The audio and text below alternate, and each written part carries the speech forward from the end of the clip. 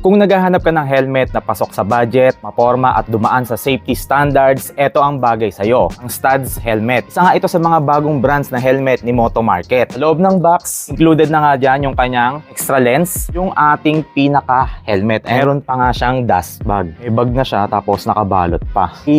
Sa side profile, as you can see naman, kita natin no, yung aggressiveness ng helmet na to. No? Bagay na bagay to lalo na kung naka-sports bike kayo. Ito nga pala yung kanilang Helios Edition. Meron siyang pointy na spoiler and also naka-smoke na nga yung kanyang lens. Makikita nyo, di ba? Napaka-premium looking talaga ng helmet na to. Isa din sa na-notice ko sa helmet na to, no, magaan nga siya. No? Usually kasi kapag naka-sports bike tayo, nakapasubsob yung postura natin tapos nakatingala yung ulo. Kapag mabigat kasi yung helmet mo, no, sumasakit kasi yung batok natin eventually.